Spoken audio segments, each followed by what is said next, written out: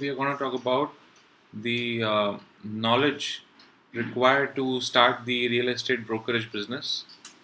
For this particular topic, I have just made a quick mind node presentation, which tells you, which shows the points regarding knowledge required in the real estate business. So we'll just go through the points and we can talk about the points. So the first point is laws. You need, in order to be a real estate brokerage uh, person, or to get into the real estate brokerage field, you need to know the laws of the property and land. You don't need to know. I mean, if you have the knowledge, if you have in-depth knowledge, it's good, but you don't really need to have in-depth knowledge, because you can also outsource the work to the lawyer. uh, you need to have you need to know some really good lawyers who specialize only in the property field. So if you have basic knowledge of all the laws of the property and land, even if you when you go to a lawyer, specialized lawyer, he can help you with the in-depth knowledge of the laws. So that is the first part. Second point is the builders. You need to know the builders. You need to be aware of the builders near your um near near the place where you are. You need to understand who's constructing what, and you need to understand whether they are constructing commercial properties or residential properties.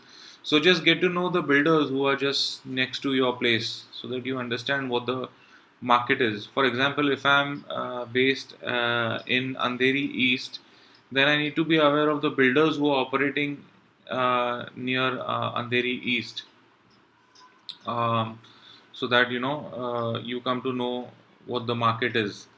So that is the second point. Third point is the name of the building. Now, uh, uh, the place where you start your real estate brokerage business, you need to know the names of the buildings. That is the first step of getting into the real estate brokerage business. You need to understand, you need to know the names of the buildings where the place you are.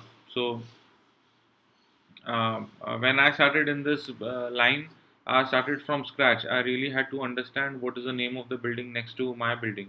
So that's how you start. You need to understand and know the name of the building, because when you talk to your clients and they ask you where this is and where that is, you need to be aware of the names of the buildings. So that is the third point.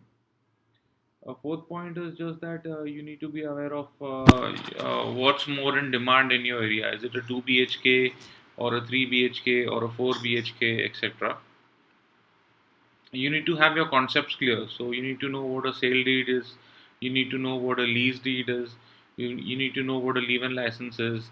And you don't necessarily need to know the clauses. You don't need. See, when you do a deal, not necessarily that the client tells you to do the agreement.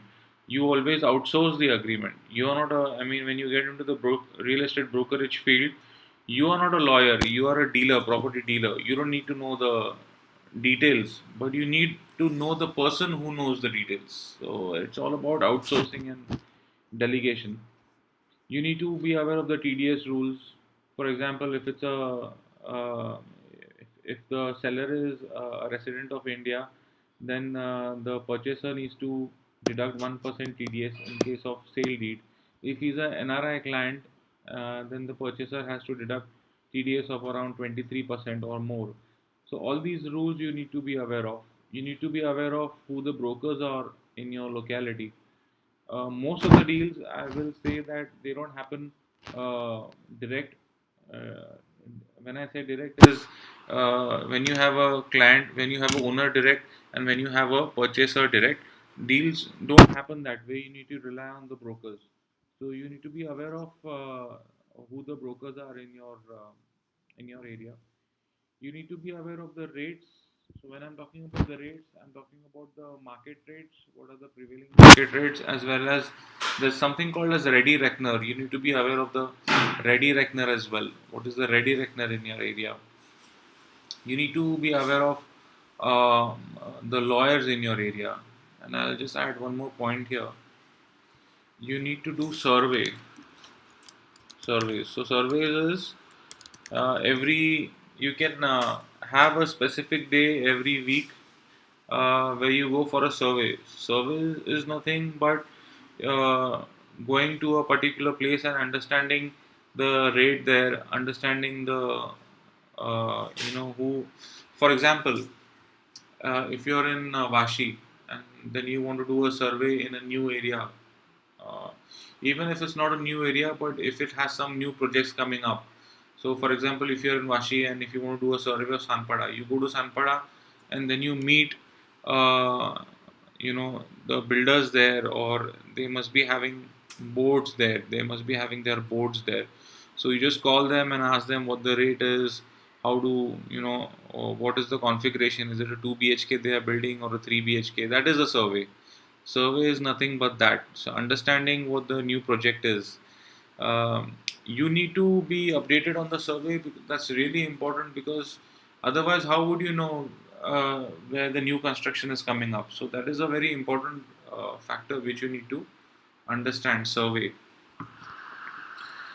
So I can only think of these points. I'll keep you updated if I if I think of any other points apart from these. These are just the basic points which you need to know in order to start the real estate business.